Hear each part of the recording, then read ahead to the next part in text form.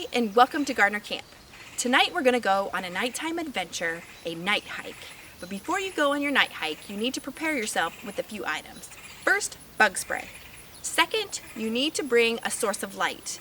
It could be a headlamp, something like this that you wear on your forehead, and you can use your hands, or you can bring a flashlight. But one thing you want to know about a flashlight or headlamp is you want to try to keep them off as much as possible.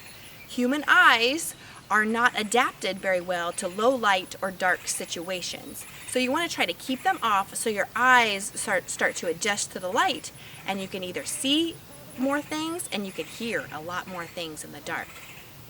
You also want to pay attention to the moon phase. Now tonight the moon phase is in a waning crescent, so there's not a lot of moonlight.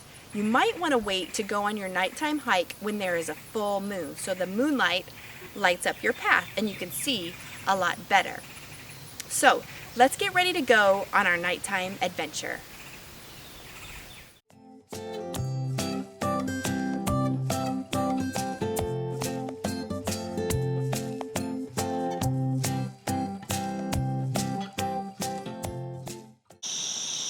Now the cool thing about night is that you get to see and hear all different types of nocturnal animals.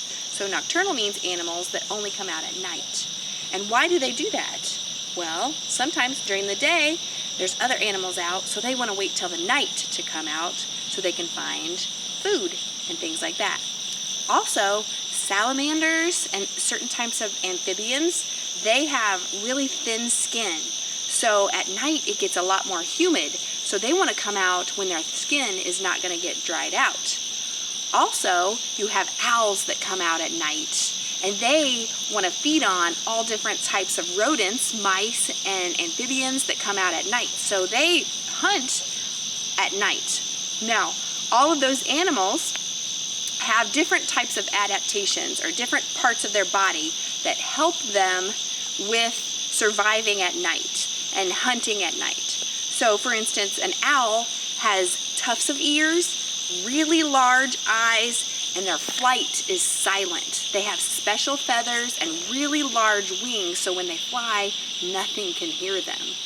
Their eyes are really big, and their feathers actually shape around their face. Their head can turn almost all the way around, 270 degrees. And their ears and their face feathers are shaped so that the sound goes right to their ears, so they're really good listeners too. They can hear little bitty mice down there that they're hunting for. So these are really cool adaptations that animals have and that you can see on a night hike.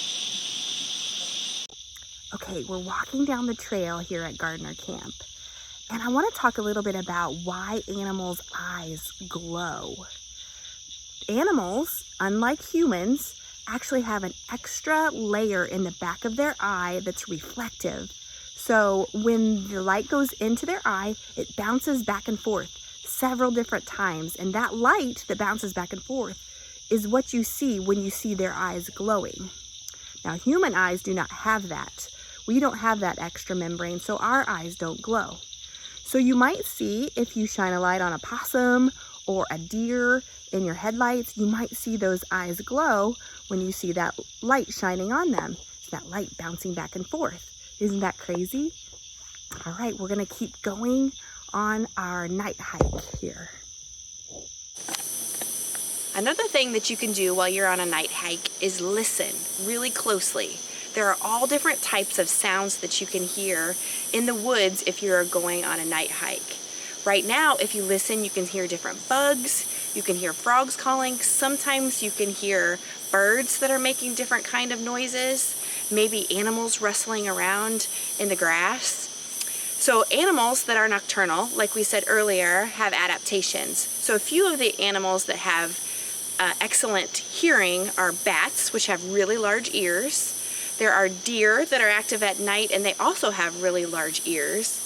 And last, owls. We talked about those earlier. They have specially shaped faces. Their feathers direct the sound right up to their ears.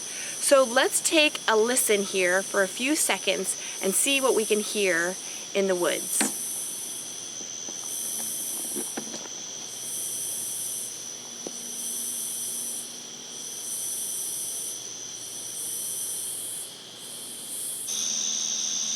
So a few other types of things that you can see on a night hike are fireflies. So in the summertime, fireflies or lightning bugs are all around us. And I'm going to show you this picture of how a lightning bug works. It's really fascinating.